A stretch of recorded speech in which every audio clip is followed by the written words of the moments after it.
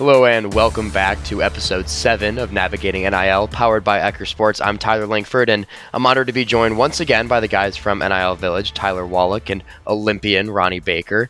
Welcome back, guys. Thanks for coming. Yeah, thanks again for having us again. Yeah, thanks for having us again. Yeah. Absolutely. Yeah, glad to have you guys. So we left off talking about the importance of brand image and managing your brand, choosing the right companies to partner with, and kind of some of just the the nitty gritty things of NIL.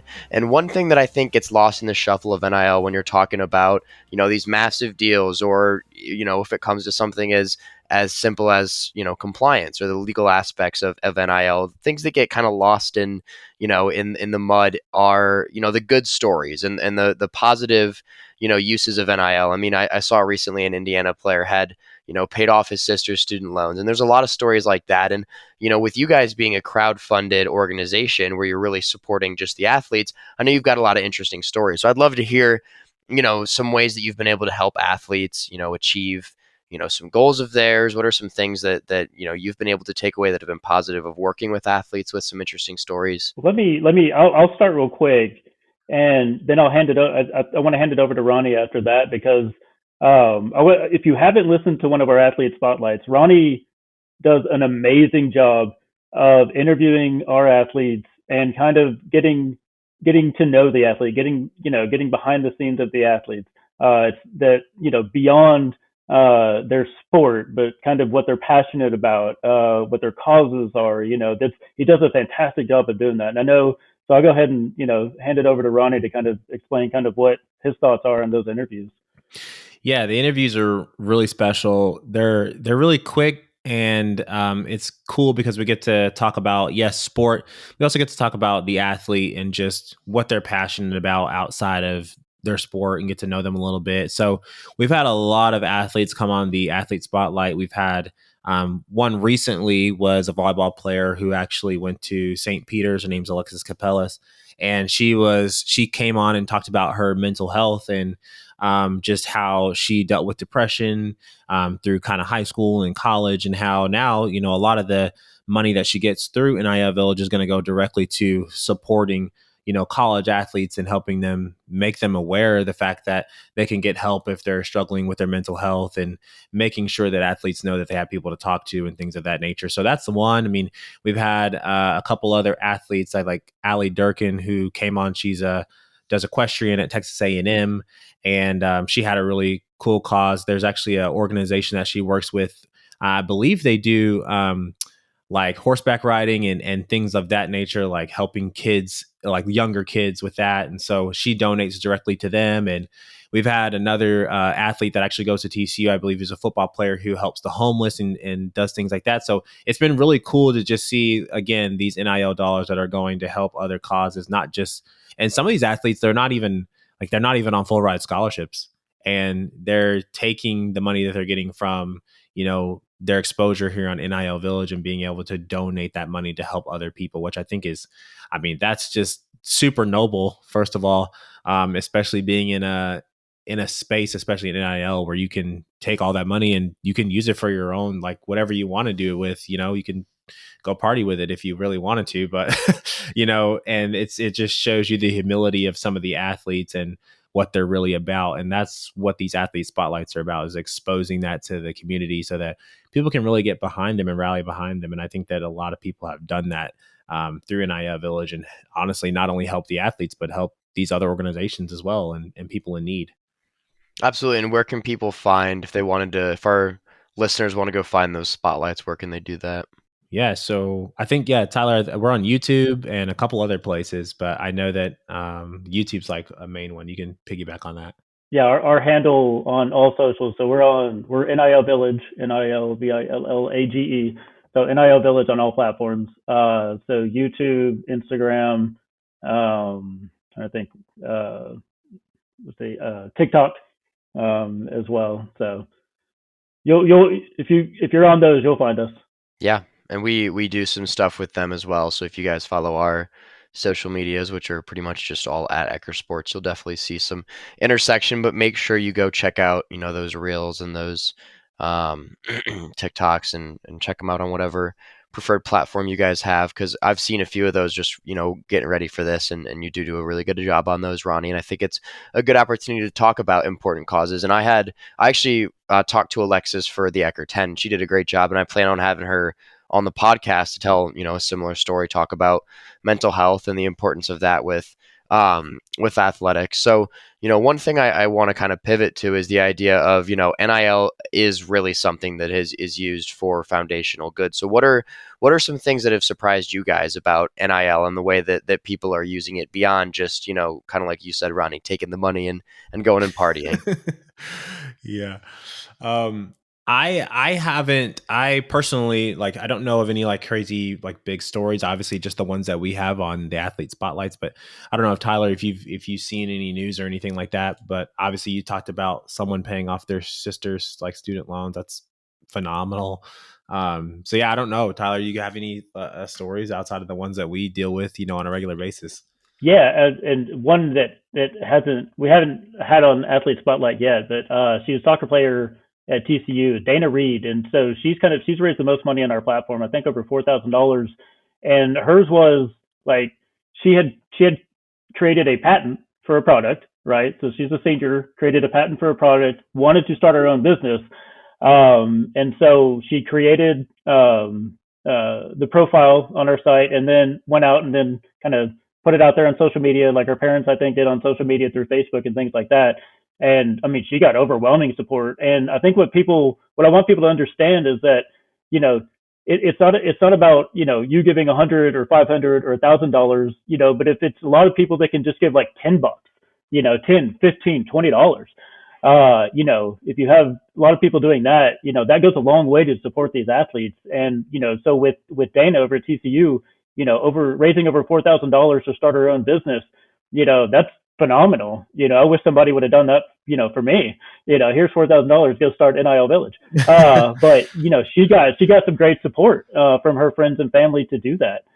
So Yeah, no, that's great. And I mean, when it comes down to it, any support is good support. So it was interesting for me kind of scrolling through and reading some of the stories on the website and looking through, some of the initiatives that these athletes are doing. And it's tough, being an athlete and a student at the same time. I mean, it's a full-time job. So it's definitely impressive that people can, like you said, Ronnie, be on not a full scholarship, but they're still donating this additional income that they're making to a good cause. So I think it's things like that go missing when it comes to NIL. So, and then I think that's part of what makes NIL Village unique for sure.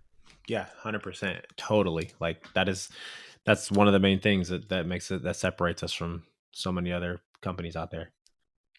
So then when you guys are going through the process of finding athletes to partner with and I guess what is that kind of like? What's the sign up process like? How can athletes get involved in what you guys are doing? yeah, so they can reach out to us, through Instagram. So if they can direct message us on Instagram, Twitter, TikTok, anything like that. They can email us. They can email me, twallach at nilvillage.com, if they're interested in joining. So the typical process is either they'll reach out to us or we'll reach out to them through direct message, usually on Instagram, and we'll just kind of start a conversation and then jump on like a short call, and then kind of explain to them kind of what we're about, how they can benefit from joining NIL Village. And so then they can jump on the website. And once they jump on the website, they can create a profile. And after they create a profile, we send them the NIL agreement. They can look that over, get whoever to review it. We encourage, that they review it, that anybody else, if they have an attorney, their attorney review it, whoever it may be, friends or family. And then, if they want to, they can reach out to us with any questions on the agreement. And then, once they're ready, they can sign it. And then we put their profile live. And then we'll put out stuff on social media to try to promote people back to their profile. One of the big ways we do that is through the athlete spotlight. Yeah, that's phenomenal. And I, again, can't hype up the athlete spotlight enough. Definitely worth going and checking out on all social media platforms. So, beyond the sign up process and all that, I think we can all agree working in the NIL industry, it's an interesting challenge, right? Because again, it's changing all the time. I mean, it's something that has been, I guess, on the minds of athletes for a long time, but it's not something that really broke through until recently. So I'm curious, Ronnie, when was NIL something that when you were a collegiate athlete, you guys had thought about or talked about, or was it more of once it started coming into the main, like main society and mainstream picture, I guess, that you became familiar with it? Yeah, we didn't really talk about it a lot. I think that, I mean, when I was in college, I think I talked about more, winning a national title than I did anything. So, um, like the topic of being paid, because it just, I don't know. I think people were talking about it that um maybe they just weren't around us, but it wasn't really a topic of conversation when I was in school. I think it was just because it had never been enacted. Like it wasn't something that was, I guess, being actually talked about and then put into action. Like, okay, we're actually going to do this thing. So I think that for us, like, I didn't even really think about, I could probably be making money while I'm in school. And then you have all this. I mean, when you look at stuff like, the guys at Ohio State that sold their rings, and like Yeah. you hear those stories and you're like, well, I don't want to, like, even in compliance meetings that, when we're there, it's like you have to report that if you're going to work or not, so they can make sure that like they're not overpaying you or whatever. And it's like, even that, you don't even want to go work because you're like, just have to deal with all this like paperwork and like all this stuff. And so yeah, it wasn't really, that never was really a topic of conversation. I think it was more of just after I got out of college and people were talking about it. And then there's a conversation of, whether should athletes be paid. They're already getting their scholarships paid for, and everyone just feels differently about it. And so that was like a topic. And when I first like started having those conversations, I don't know if I was like super on board with it, because I'm like, well, I got a full ride scholarship. Like, that's fine. Like, that's enough for me. Like, I don't really need anything else. Like, pay for me to go to school, I'll get my degree. Like, I'm good. Um, but yeah, I think everyone has just different feelings about it. And I think now that it's here, I think people are adopting it more, and they're understanding it at a deeper level. And I think a lot of people are okay with it. So yeah, it really wasn't a topic of conversation until probably a couple of years ago. Interesting. Yeah, I like that. And I think in my experience at least, it seems like NIL for people who were a part of the collegiate and even high school sports world prior to NIL are kind of like you were either, our co-founder Tim kind of calls it the five steps of grief, right? They go from, anger, sadness, all the way to, all right, it's here. And it's, I would always tell coaches this summer that, you've got your life before NIL and your life after NIL. And if you want to keep coaching, like it's a part of, it's a part of your world now, whether you like it or not. Why do you think it's such a paradigm shift? Because, for me as a non-collegiate athlete, it's but a huge fan, it's interesting to see the waves that it's created, but it doesn't change the way that I think about sports or the game. I think it just kind of changes nuances within the game. What do you think is so different to people who are within the sport? Well, I think that everyone that's in the sport thinks it's a good thing. Obviously, if you're in the sport and you can now make money, I think that you're going to see that as a good thing. Um, for me, I don't even know if I had that first stage of grief where I was angry about it, because I was just like, I don't even know how much money I would have been able to make as, an athlete that's in a non-revenue sport, track and field. Although I did win national titles, I just don't know. So, we'll never know. I never was really angry about it. I think it changes now, especially with the athletes now, because sometimes I feel like athletes can be too focused on that and not focused on perfecting their craft and actually, playing for the team, like the school that's on their jersey. Like they're playing for themselves. They're trying to, score this amount of points so they can be, people can see them.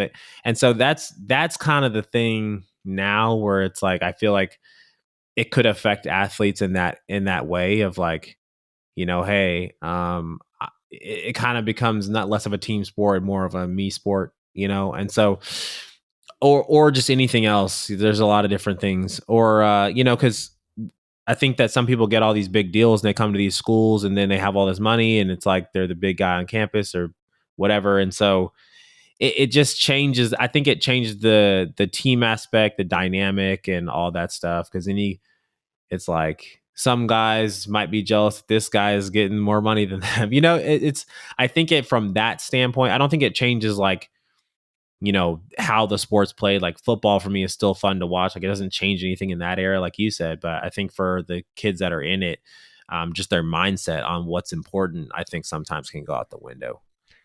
Definitely. And the Eckerd 10, not to bring it up again, but it's similar to the athlete spotlight. And that's one thing a lot of athletes have mentioned is, you know, in terms of what they focus on with NIL is like NIL will come when you perfect your craft, right? So if you prioritize NIL, things aren't going to progress for you the way that you probably think they are going to. So it's interesting, that rings true throughout a lot of the athletes that we talk to, which is definitely a certain type of person, like similar to yourself. But that is a sentiment that definitely I think carries through and is a good one, right? Because it's things you want to think through. So then, Tyler, I'm curious from a legal perspective, right? Thinking, your background's a lawyer. What is something or what are some things that you would want to change about NIL? Thinking maybe more from a legal perspective than the athlete perspective. I think one thing that needs to change is, and I don't know if it will anytime soon. Uh, right now, it's state by state. And so, I kind of feel bad for the athletes because, if they're gonna go and they're gonna transfer from one college to another, they potentially have to learn an entirely new set of NIL laws. Some may be more restrictive than others. I know Texas tends, I think, is one of the more restrictive states. I know they don't allow high school kids in, but they do some stuff to protect the athletes as well. So I think that's a good thing. But so I would like to see kind of more uniform regulation, whether that's through the feds or some other mechanism. That I think that would be the best thing to happen. That way, there's everybody's playing on the same level playing field. I think what you see right now is to me kind of like it's going to be an arms race between the different legislatures in the different states. I think that if you have Texas, but if you have states next door to Texas that have looser laws on NIL, you may see some different athletes heading to those states because they can make more money. And I think that's just logical. Why wouldn't they? So especially if you can make it at like as big of a university with the same reputation, such as like LSU or something like that. And so what you're going to see, I think, is each one of these states trying to keep up with each of the other states. And so while it's good for competition, I don't know that it's necessarily that good for the athletes when they're, if they need to transfer from schools. No, definitely. I think I would agree. That would be my main problem as well. And I've talked about that quite a few times with people around the NIL world because the NCAA, excuse me, kind of punted on the uniform regulation. And what we've seen is, Alabama, for example, repealed their NIL law because it was too restrictive. So now rather than functioning under a state legislature's guidance, right, they're functioning under the rules of the NCAA, which are pretty much non-existent. And then Tennessee added a provision to their law that, and I'm not being exact here, but it's along the lines of they can pay athletes for their status, as an athlete at a school, which is a major recruiting advantage. So it is things like that where, it's my own personal opinion that Texas will have their law changed within very soon because, sports matter and we've seen those schools have success in the NIL era, but under that law. So I'm curious, will things change majorly once the law passes? So yeah, definitely I think uniform legislation would be a wonderful thing. And I think also, Ronnie, to your point, I think of Texas A&M, obviously, when I think of like football and NIL, and they recruited at a really high level, right? Getting a lot of 5 stars, and they had, I think, the highest ranked class of all time. And it kind of all fell apart. And one thing that I'm curious about is, how much of that has to do with when every player has a massive bag to go play at that school and other dudes are playing ahead of them, the locker room dynamic is interesting because it's not necessarily Jimbo creating a locker room of like functional personalities that click, right? It's just money, money, money. So it's a curious thing to think about. Yeah, super. I mean, I try to put myself in the situation of like, all right, if I'm there and I'm starting over this guy and he's getting paid more than me, then it's like, it's definitely going to create some weird locker room talk for sure. And I'm sure the dynamic on like even on the field is going to be different just because of just all of that. And then with the transfer portal, it's like, well, why am I here? Mm-hmm. like Mm-hmm. I'll just go somewhere else. And so that's where it gets tricky and it gets sticky for not only you know, not only the kids, but also the recruiting staff. And because then it's like, okay, we brought this guy in and now he wants to go. And it's like, it gets messy, man. So I can only imagine what they have to deal with. But yeah, I think the legislation's got to come for sure.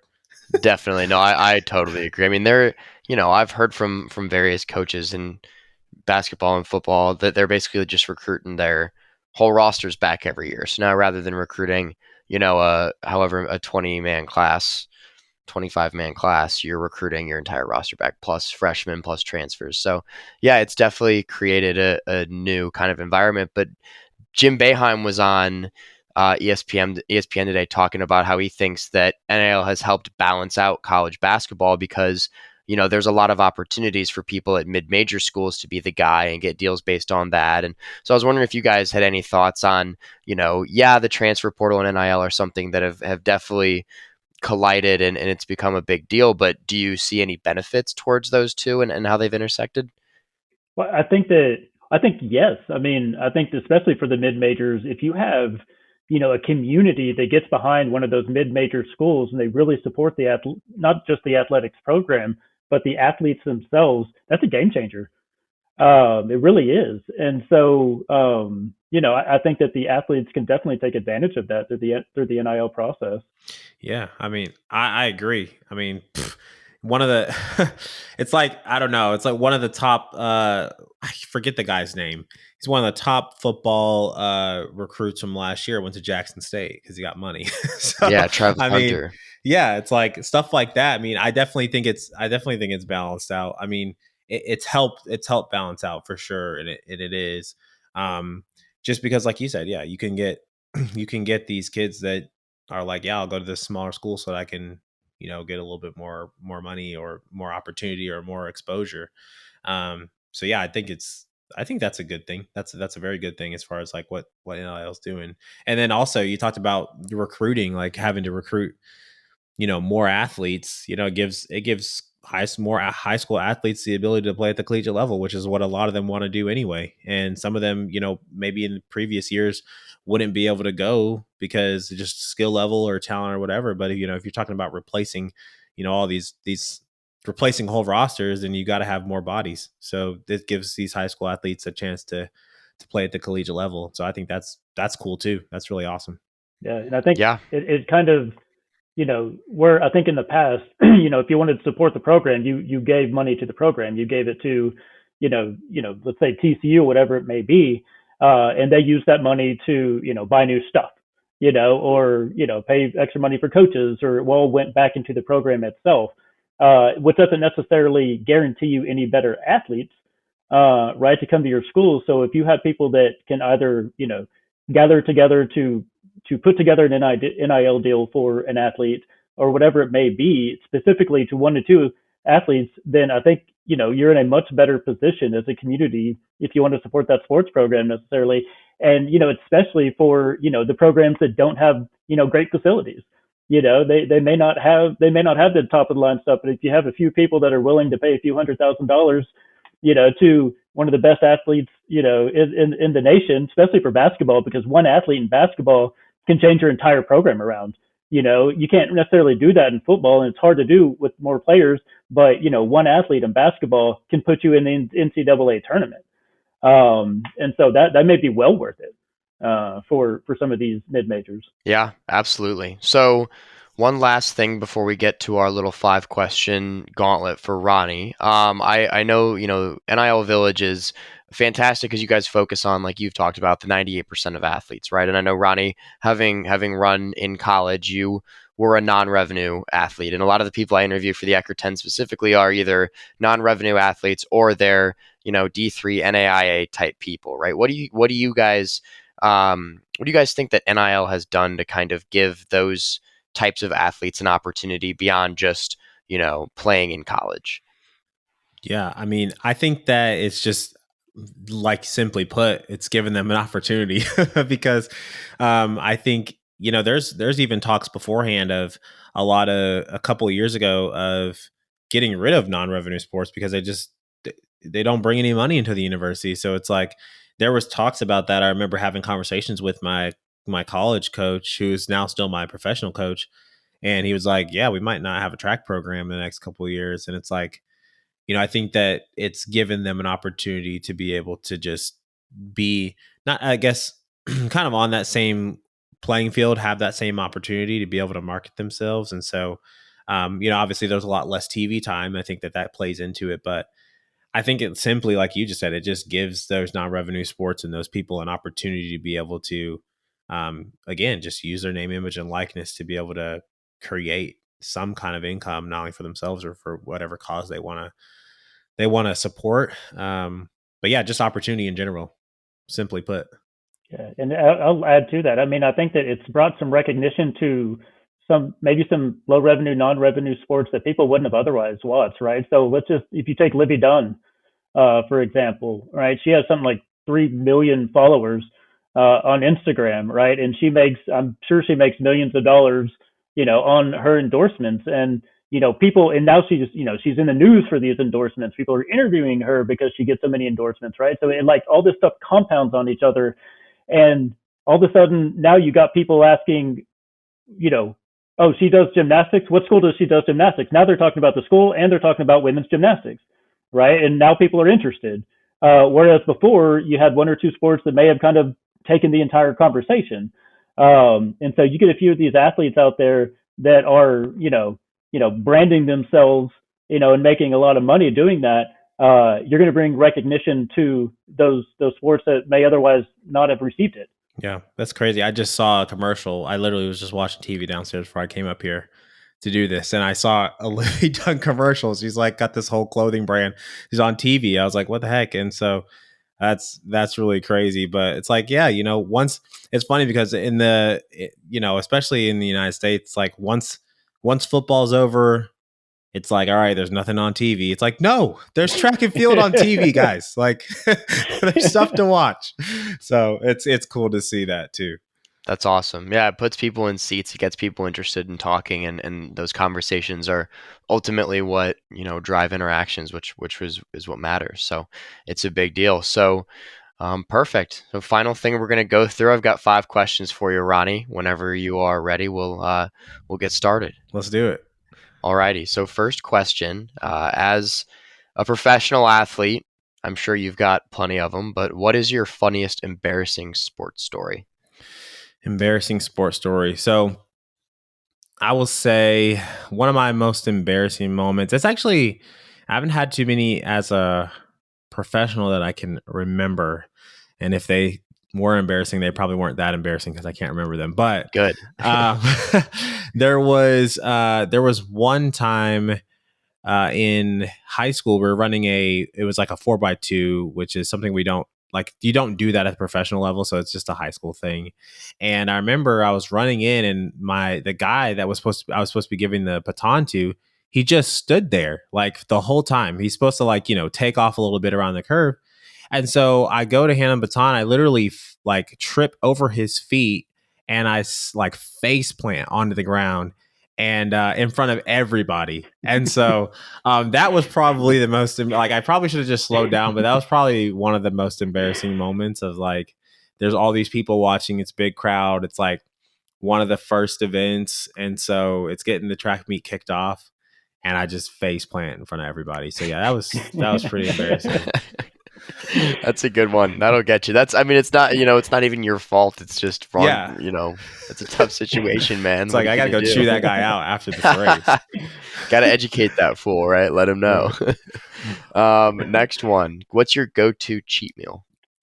So go-to cheat meal.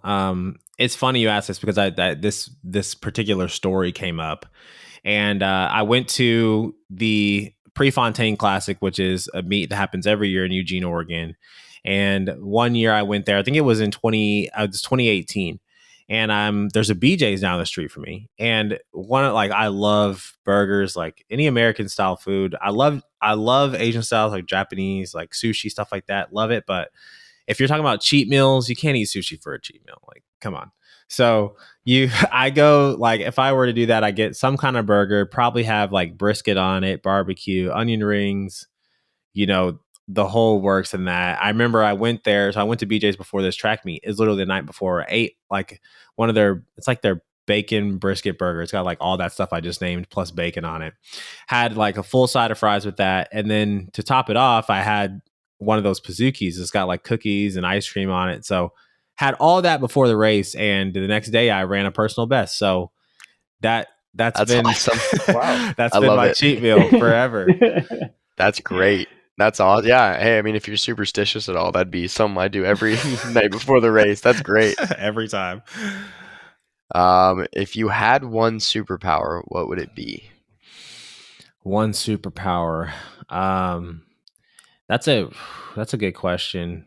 I know, I guess someone said, I think Tyler, you said your superpower was to control people's minds.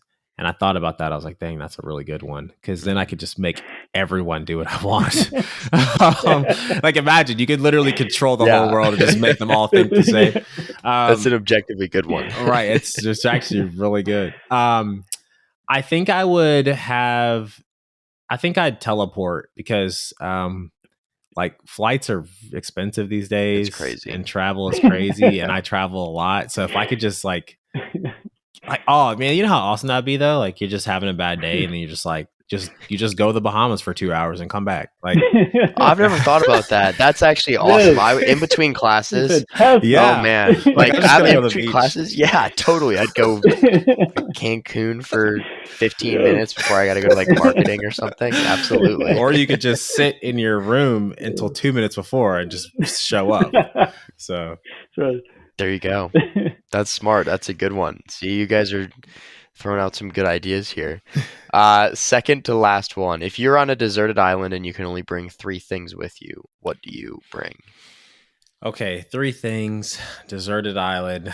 I'm going to take some kind of, this is real logical, but I'm going to take some kind of like sea salt filter so I can actually drink water. I don't know what those look like, but I need that so I can at least survive. Man, what else would I take? I'd take my wife because I don't want to be stranded on an island by myself. That sounds awful. Like being stranded on an island is one thing, but being stranded on an island by yourself with like no one to help you do anything is another thing. And then I would take, I don't know, maybe some kind of, honestly, I'm not good at starting fires. Maybe I'll take a lighter or something, like something to help me start a fire without having to like, Facts. Do that. I didn't do any Boy Scouts when I was younger, so I need all those. Maybe some gasoline, just throw the gasoline on there. Matches, yeah. I don't know, but yeah, something like that. That's good. No, that's wonderful. And then finally, who is the greatest athlete that you've ever competed against? Greatest athlete I've ever competed against. I would say Usain Bolt, but I actually never raced Usain Bolt, which interesting. Is very sad. I was coming out of college in 2016 and I got hurt. I got hurt in 2016 and then I got hurt in 2017, and 2017 was the last year that he ran. So I would have had to make that world team in order to compete against him. So I'd say one of the greatest athletes that I've competed against would have to be, man, that's a good one. I would say Justin Gatlin. He's he's a sprinter. He's one of the USA greats. He's run like 9.7 a few times. He won the last. Actually, he won in 2017. He actually won a gold medal in the World Championships. He's got I think he has an Olympic gold medal as well and an indoor World Championship medal. So, yeah, I've raced against him a couple of times. Really great athlete, really great person. Probably the greatest athlete I've ever competed against. That's cool, and he's been doing it for a while now. He's, what is he, late 30s? Like almost, is he 40 now? He actually, his last race was during the Olympic trials year, and he was 40 years old. So that's crazy. Oh, yeah, wow. That's crazy. That's awesome. That's really cool. Really awesome. Cool. Well, I appreciate you guys. You know, NIL Village is doing a lot, and obviously you guys are doing quite a bit with us here at Ecker Sports, and I think our missions align. So appreciate you guys coming on, appreciate what you guys are doing, and we'll keep in touch. So thanks again. Likewise. Thank you. Appreciate it. Thank you.